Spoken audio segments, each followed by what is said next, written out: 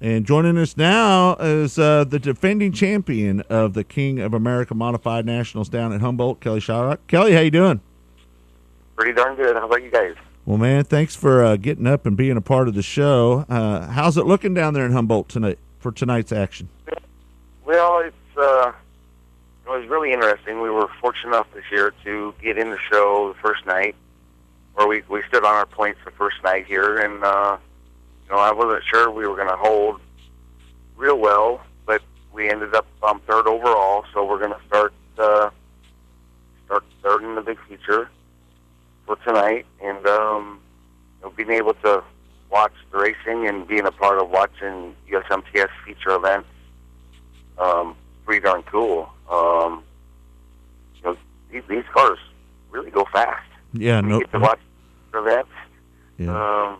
I'm impressed. I just we had a transmission go out of Chris Brown's car last night.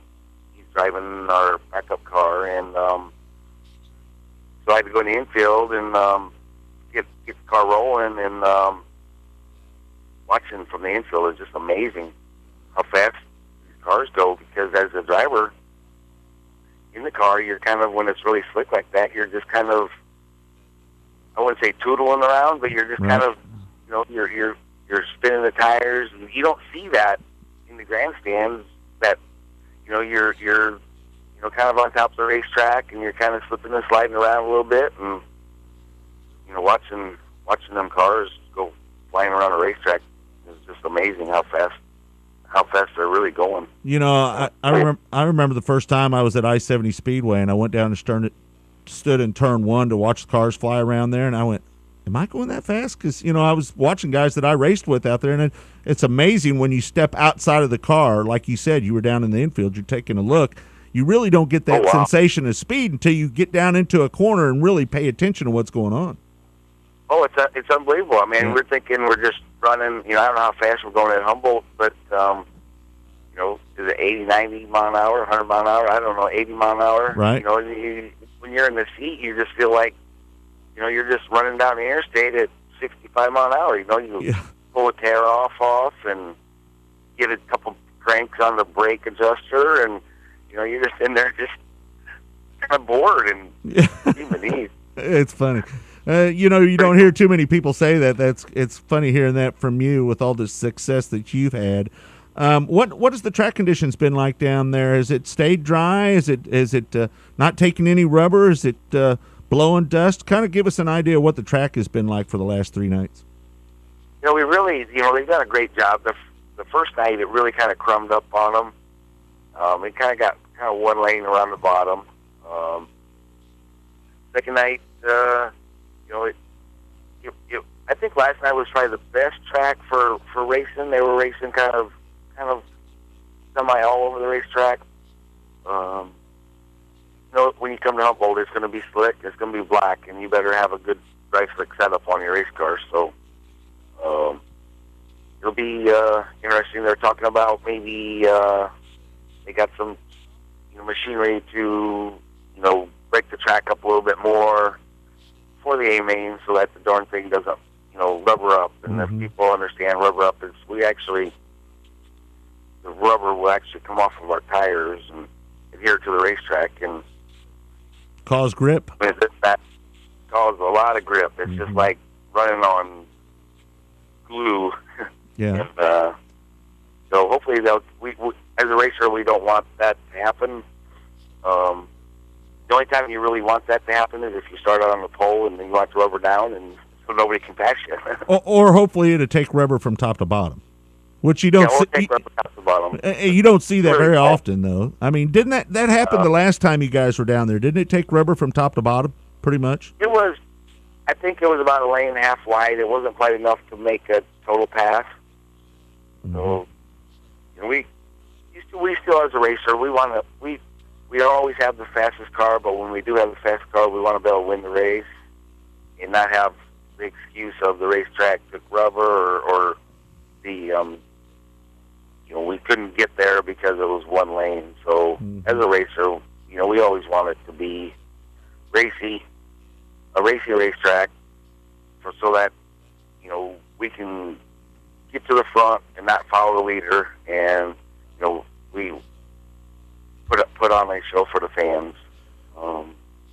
We do enjoy when you pull out there and it's a full grandstands. It's a lot neater deal as a driver than pulling out there and there's only a couple hundred people in the stands. So it's pretty cool when the stands are packed and got a good racetrack. And if you're not excited at the end of a race when you run 2 and 3 wide, and if you get beat at the finish or almost get beat at the finish or win at the finish line, when you can run 2 wide and put on a show for the fans, that'll be pretty cool. And in Humboldt here, it's usually the case.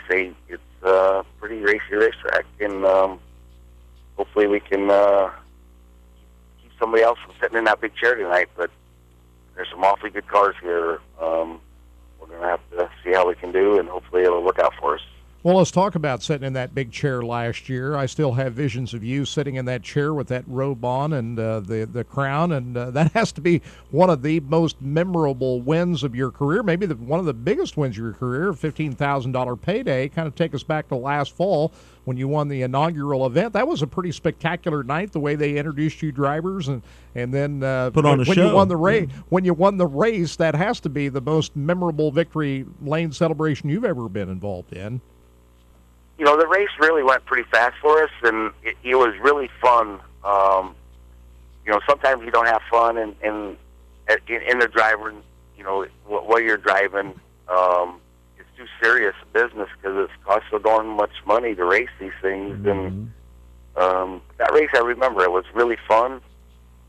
We got in the lap traffic, and that's really fun racing, lap traffic. And, I got to watch the video after the race, and they were right kind of on my tail there, so I'm glad I didn't make any mistakes. And you really, it's not over till it's over. And when we coming off a 4 for the checkered flag, it was like, oh my God, I cannot believe this. It was good for me personally, for just the confidence of the driver.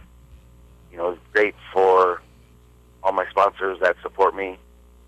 It was great for our business, Shryock Racing Components and Skyrocket Chassis. And man, was it awesome for my checkbook. Yeah, no doubt. Right. Well, how does this event rank in terms of some of the other big modified races that you attend throughout the year? This thing is elevated itself right up there to be one of the big ones. How does it rank? Well, it ranks as, there's 80-some cars, and there's probably darn near 80 damn good cars here. So, right. Just to be in the show, for us getting in the first night, really fortunate for us to be able to start, in the first 2 rows is really fortunate. Hopefully we have a good enough hot rod that we can stay up there and contend for the win, and you'll be able to set that chair at the end of the night. It would be just it's gonna be tough, but man, it's not out of the question. But everything's gonna have to go exactly right to be able to pull that off. Kelly, I got to ask you, I travel with the Lucas Oil ASCS National Sprint Car Tour. We broadcast all the races live on our website. And I took my motorhome down to Devil's Bowl last weekend. And I bought 114 gallons of fuel, and it cost me $455. I got to ask you, how is the cost of traveling up and down the road, the price of fuel, how does that affect you? And can a team really go out there and race professionally full-time on the winnings? Obviously, you can't do it alone on the winnings, I wouldn't think. But just kind of take us through how that affects you, the price of fuel now, and how difficult it is to be a professional racer in this environment that we're in right now. Well, really, sad to say, it's about having to make the decision of not traveling anymore. Mm-hmm. Really, in general, not racing anymore. These cars are, everything has evolved so much, and, we used to be able to, let's think back to 1995 USMS first started, and we were running for $2,000 to win. Pretty much the same money we were running for now.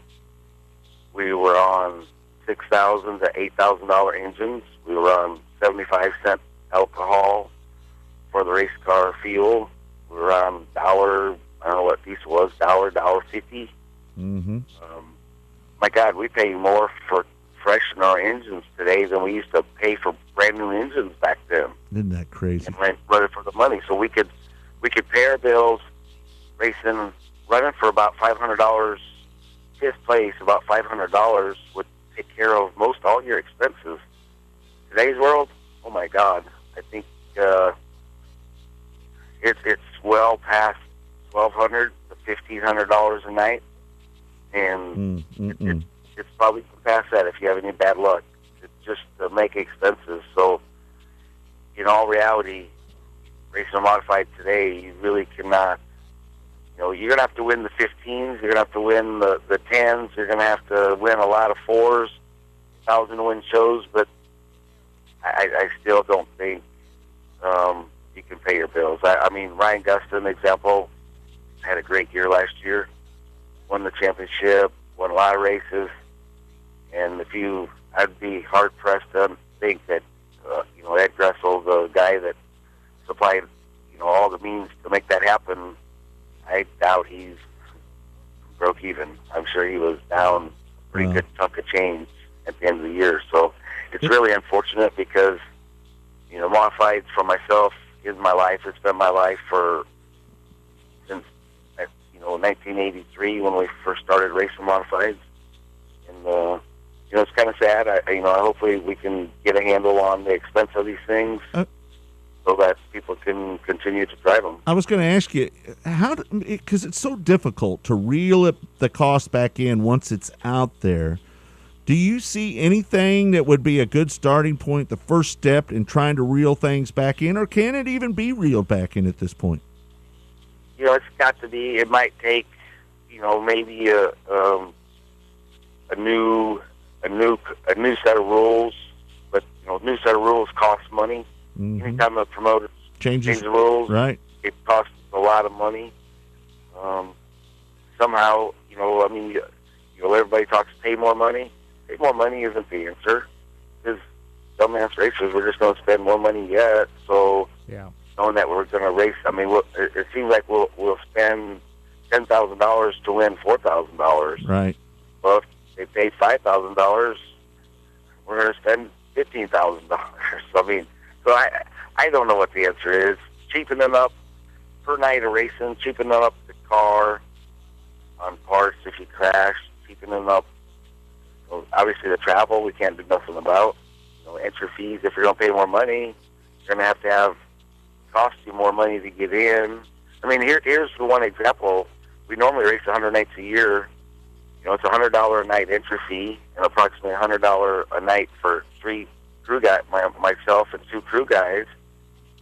So if you do the math real quick, $200 a night times 100, over $20,000 in just pit passes, entry fees.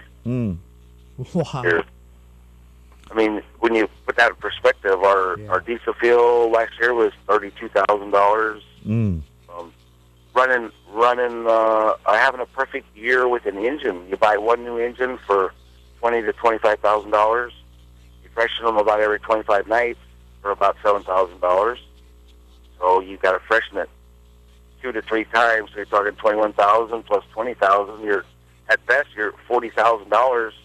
In your motor program, right? And that's if you don't break anything and have a perfect year. You're talking, around $40-some thousand. The quick math, that's $100,000. What you told us right there. A race car fuel, $10 gallon fuel, run 100 nights, burn about 10 gallons, 1,000 gallons of race car fuel at $10 a gallon. That's $10,000. It's really, these are big numbers, and it's pretty crazy. And we've got some new sponsors that stepped up, man, and I tell you, it's really helped out a lot. So it's really made me kind of try to find sponsors and people that will want to help us because, I feel a little guilty because I just don't know how much people giving you money in a nutshell. How much it's really doing for their businesses other than, we got a lot of people, Bob Sykes, Satellite. We got C&J Autos up in Minnesota that I doubt we really sell very many cars for them, but, they're wonderful guys that want to see the name on the side of the car. We got Leanne Horners with Houston Supply Company down in Houston that stepped up and helped us. We got Hydro Services with Chris Brown and Mark Brown, that really helped us a lot, for the last 3 years. We got our accountant that helps us. We kind of pay them a lot of money to do our book work for our business, but they give back to us. So I don't really know how much we help their businesses out as much as they help us personally, just because more of a friendship kind of thing, right? And they want to do good. So most sponsorships are based on relationships, really. Yeah, I think so. It's not who you are, it's who you know, and if you know enough rich people, maybe they'll help you out a little. Yeah. Help you out a little bit. So we appreciate, man, all the sponsors, and I know there's more product sponsorship, everything from just people helping you, and I mean it just takes so much. If you don't have the big, the big money to be able to go modified racing, and I think we talked about this before. How do you make a small fortune in racing? You start with a big one, right? Start with the big one, yeah. And it's really become that saying is kind of sad because it's really true, because the modified racing today is just it's crazy, yeah. It really is, and watching that darn show last night in the infield and how fast these cars are going and the caliber of drivers, and it's just to pull a win off in this deal. If you really appreciate modified racing, maybe I'm being a little prejudiced here, but I don't know if a race fan goes to a World Outlaw late model show, a Lucas Oil late model show, or a World Outlaw sprint car show, or an ASCS show. I think our caliber of drivers we have at this show is the best of any of the series out there. I couldn't argue with that. You make a good case. I could not argue with it. Kelly, before we let you go, how important is your success and your car's running well in USMTS? How much of a component is that for your business? How big a deal is it for your car to compete, win championships, to push sales? That's got to be a big reason that you stay out here. It is, and I wish we could figure that out, because we're looking at really cutting back on some of our racing. How much is it going to affect our business? I don't know. I think that as somebody that's in a Skyrocket car wants the confidence that, hey, the Skyrockets can win the USMTS races, so we can, we want one, or we want to be competitive in wherever series or whatever tracks they race at. So I think it's important, very important. How much? Boy, I wish that's a great question. My partner Eric Kirschbaum, I've talked to him quite a bit about that, because because we are definitely going to cut back. We missed the race at Winston there last weekend, the second race ever we missed in USMTS. How come you didn't go to that race? Just because of the cost, or what was the reason behind? Pretty much, we just a single night show traveling doesn't add up, right? No, we really looking at it on a financial side. Yeah, we could have probably drove right by there coming down here. We could have missed the we could have went there, and it would have probably helped with our travels to come in here. But we would have been we would have missed 2 more days of work. In our business, we still got quite a few race cars to build, so it's just it rained all week. We kind of figured it was going to be rough. How is it not going to be rough when it rains that much? And it was. You knew exactly what was going on there. Yeah, well, I think Ryan Gustin, the Gressels, they weren't there either. So more than just yourself were thinking that. Right. Yeah, just one night deal. We didn't want to tear our stuff up coming in for the King of America. When you race 100 nights a year, you just, you're trading out a lot of dollars, and you're wearing your stuff out. And, if you want the best chance to win one of these big shows, you kind of want fresher stuff. And You know, so we just don't want to take a chance. And financially, we're just we just got to watch how money is spent because you know it's really easy to go in the hole. Yeah, no doubt. All right, well, Kelly, I appreciate you being candid about your thoughts about the cost of modified racing and where the direction is going. And good luck to you tonight down there at Humboldt, man. Hopefully you can pick up that $15,000, bring it home 2 years in a row. It'd be good for you. That would be unbelievably good, and we appreciate talking to you guys. Thank you, All right, Kelly. Good luck to you. There he is, the defending champion of the King America Modified Nationals, Kelly Shryock. He'll start third in tonight's 30-lap A main, and a very interesting conversation. Wow. Well, Intriguing. in case you joined us late, we're going to get the entire Kelly Shryock interview up on the website as soon as we can here, as soon as the show's over. But, yeah, I was up at Winston the other night, and he was right about that. The track was rough. It was nobody's fault. It just rained so much during the week that it just didn't early have in enough, the year. Yeah, too. it didn't have enough time to get it dry. Now, Mike Johnson, everybody did a great job. Tracks But are the typically track was rough gonna be early a in little the rough. season, Yeah. Kirk. I mean, that's pretty standard. Yeah. They're either going to be really dry, and typically they're going to be rough until they get a couple weeks Yep. in. That's just kind of standard. You And- expect that when you're going in, and probably is more so because of the quantity of rain that they had that week as well. And we had a couple of cars get upside down on Sunday night. Jim Moody, who started on the pole for the A main, after heard the his first car was lap was beautiful, completed too. and got sideways coming out of turn number 2, and beautiful new body on it. They got a lot of work to do. Fortunately, it was okay. Mark Dotson, who's got his car upside down as well, so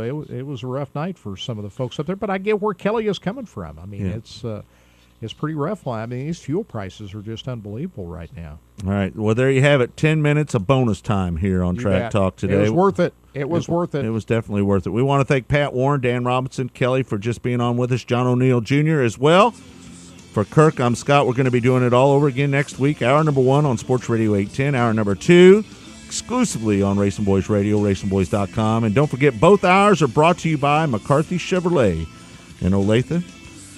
We tell you about the savings that you can get out there. Go out, check it out for yourself. Tell Brian Schaefer the Racing Boys sent you. And if you want to just kind of surf around, find out what their inventory is all about, go to McCarthyChevyKC.com. For Kirk again, I'm Scott. We'll see you all next week here on Track Talk. Left unsaid, you should have took the time to read the signs and see what it meant.